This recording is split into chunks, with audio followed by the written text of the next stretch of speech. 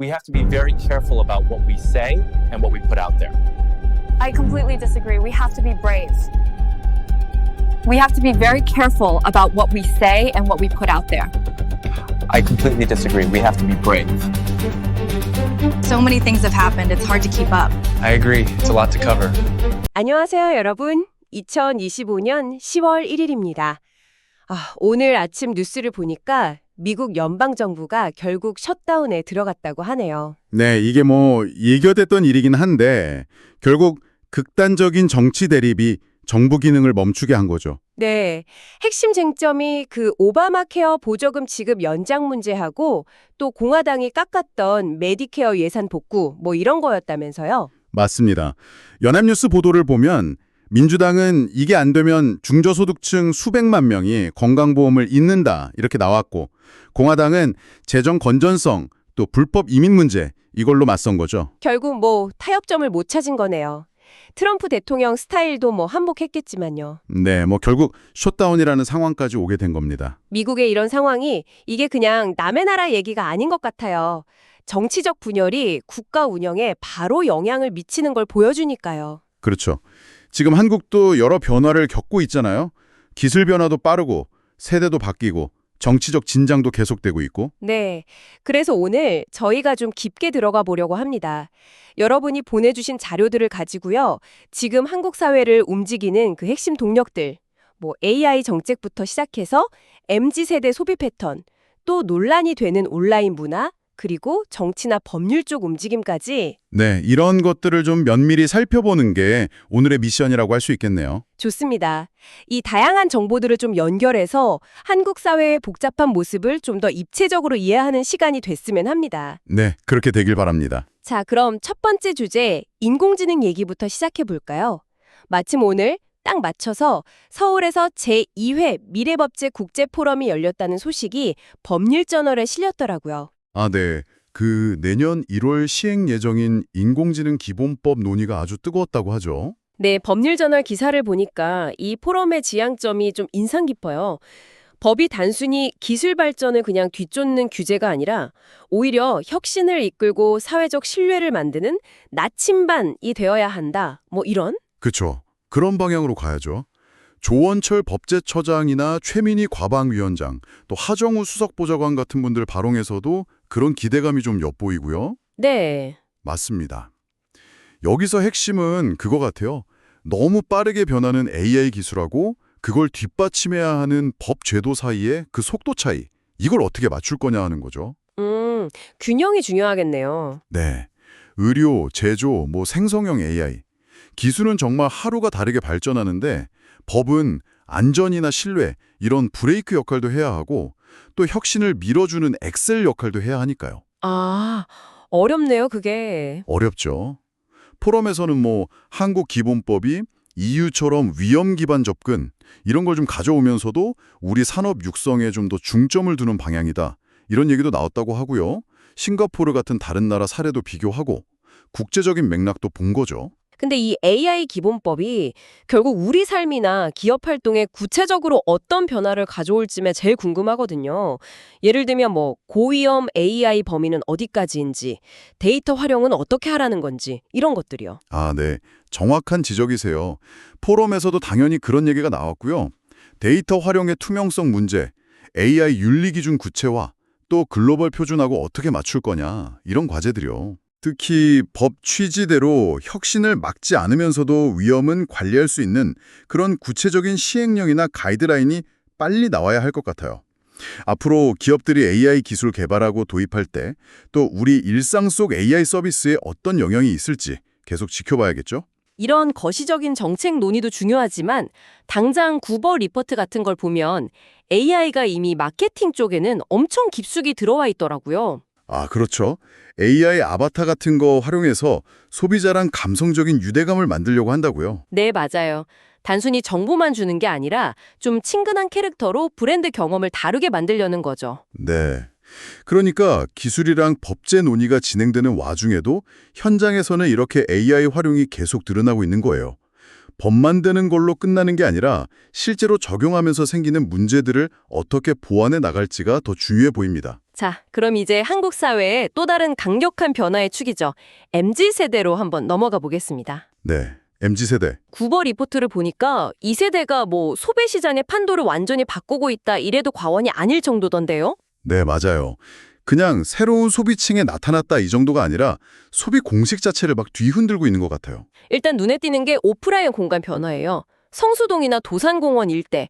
예전에는 막 반짝이는 팝업 스토어 성지 이런 느낌이었다면 네, 그랬죠. 이제는 아예 브랜드 철학이란 경험을 제대로 보여주는 플래그십 매장 중심으로 바뀌고 있다는 분석이더라고요. 아, 경험이 중요해졌군요. 네, 그 일본 뷰티 브랜드 시로가 성수동 플래그십 스토어에서 이틀 만에 1억 매출 올렸다는데 이게 단순히 물건 사러 가는 게 아니라 브랜드랑 교감하고 싶어 한다는 걸 보여주는 거죠. 그렇죠. 그게 바로 경험 소비라고 할 수 있겠네요. 물건 자체보다 그 브랜드가 주는 가치, 스토리 이런 걸 소비하는 거죠. 더 이상 그냥 물건 사는 사람이 아니라 브랜드랑 관계 맺고 경험을 공유하는, 뭐랄까, 적극적인 참여자가 된 거예요. 이런 가치 중심 소비 성향이 여러 트렌드로 나타나는데 우선 중고 의류 시장. 와, 이게 엄청 커졌어요. 아, 중고 의류. MZ세대 78%가 중고 의류 사본 경험이 있대요. 놀랍죠? 78%요. 와, 정말 많네요. 네, 이게 단순히 싸서만은 아니고 환경보호 같은 가치, 또 희소성 있는 아이템으로 개성 표현하려는 욕구, 이런 게 다 합쳐진 결과 같아요. 특히 나눔 옷장 같은 자원 순환 캠페인 참여도 늘었다는 걸 보면 지속 가능성이 되게 중요한 기준이 된 거죠. 아, 그 듀프 소비라는 것도 재밌더라고요. 명품 디자인 따라한 저렴이 버전. 네, 맞아요. 월마트의 버킨백 스타일 가방처럼요. 근데 더 흥미로운 건 MZ세대 60% 이상이 돈이 있어도 명품 대신 듀프 제품 살 의향이 있다는 거예요. 아, 진짜요? 단순히 못 사서가 아니라. 네, 그냥 실용성을 따지는 합리적인 선택이라는 거죠. 그렇군요. 중고차 시장도 비슷해요. 2030 세대는 캐스퍼나 레이 같은 경차, 아니면 G80, BMW 5 시리즈 같은 가성비 좋은 럭셔리 중고차를 좋아하고요. 아, 가성비 럭셔리. 반면에 3040 세대는 좀 더 신뢰성을 본대요. 케이카 같은 대기업 인증 중고차, 3일 환불제 품질 보증 이런 거요. 세대별로 뚜렷한 차이가 있네요. 테슬라 같은 전기차는 아직 좀 주춤하고요. 비용이나 인프라 때문에. 네, 아직은 그런 것 같아요. 이 모든 현상을 꿰뚫는 키워드가 뭘까 생각해봤는데 실용적 열망, 이 말이 좀 맞는 것 같아요. 실용적 열망이요? 네. 그러니까 무조건 아끼거나 아니면 무조건 막 과시하거나 이게 아니라 경제 현실하고 자기 가치관, 뭐 실용성, 지속 가능성, 개성 이런 거 사이에서 자기만의 만족이란 가치를 찾으라는 거죠. 뭐랄까 영리한 줄다리기. 아, 고물가 시대에 어떻게 하면 합리적인 비용으로 원하는 스타일이랑 경험을 얻을까 이런 고민의 결과군요. 그렇죠. 바로 그거죠. 라이프 스타일에서도 그런 게 보여요. 헤일리 비버 같은 연예인들 때문에 말차가 갑자기 건강, 웰빙 아이콘처럼 뜨고. 아, 맞아요. 말찰라떼 엄청 유행했죠. 네, 그리고 올해는 또 더위가 빨리 와서 그런지 린넨서치나 워터프루프 화장품 같은 기능성 제품들이 엄청 팔렸다고 하잖아요. 이것도 다 실용성이랑 트렌드를 같이 잡으려는 모습이죠. 결국 MZ세대는 자기들 가치관이랑 라이프 스타일을 소비로 딱 보여주면서 시장 변화를 이끄는 핵심 주체가 됐다고 봐야겠네요. 기업들도 이제 예전 방식으로는 어렵죠. 네, 다 이렇게 역동적인 소비 문화를 만드는 MZ세대인데 온라인 공간에서는 또 다른 모습들이 나타나고 있어요. 아, 온라인. 고버리포트에서도 그 얘기 하잖아요. 팔로워 수 많다고 무조건 영향력 큰 거 아니라고. 근데 온라인 문화의 좀 어두운 단면을 보여주는 사례가 바로 부천역 스트리머 문제인 것 같아요. 대한군스 유튜브 채널에서 이걸 깊게 다뤘더라고요. 네, 저도 봤습니다. 그 부천역 주변이 어떻게 스트리머들 활동 무대가 됐는지 배경 설명부터 하던데요. 네, 2010년대 중반부터라면서요. 임대료가 서울보다 싸고 1세대 BJ들이 모여서 합방하고 그러면서 부천역 전깃줄이란 말까지 생겼다고. 네, 그만큼 많이 모였다는 거죠. 근데 이게 최근에는 정말 심각해졌어요. 그냥 모여서 방송하는 수준이 아니라 길거리에서 막 시비 붙고 폭행하고 심지어 소주병이나 칼 같은 흉기 난동까지 벌어진다는 거예요. 그걸 또 생중계하면서 후원을 받는다니. 참. 네. 그게 정말 끔찍한 거죠. 시청자들 슈퍼챗 유도하려고 더 자극적인 행동을 하고 스트리머들끼리 서로 막 경쟁하듯이 더 위험한 짓을 하는 거예요. 완전 통제불능의 무법지대처럼 변질된 거죠. 이게 단순히 온라인에서 이상한 애들 몇몇의 문제가 아니라 부천시라는 지역 전체 이미지에 엄청난 타격을 주고 있다는 게 문제죠. 맞아요. 부천하면 국제 만화축제도 있고 좋은 이미지도 많은데. 네, 그렇죠. 근데 이런 자극적인 스트리머들 때문에 범죄도시 같은 부정적인 딱지가 붙을까 봐 우려가 큰 거죠. 당연히 강력한 규제나 플랫폼 사업자 책임 강화 요구가 나올 수밖에 없고요. 네. 이게 앞서 얘기했던 AI 아바타를 통한 긍정적 소통이랑 비교하면 정말 극과 극을 보여주는 사례 같아요. 디지털 문화의 파괴적인 측면이죠. 온라인 표현의 자유랑 현실 법 집행, 플랫폼 역할, 이런 근본적인 질문을 던지는 사건입니다. 네, 참 심각하고 복잡한 문제입니다.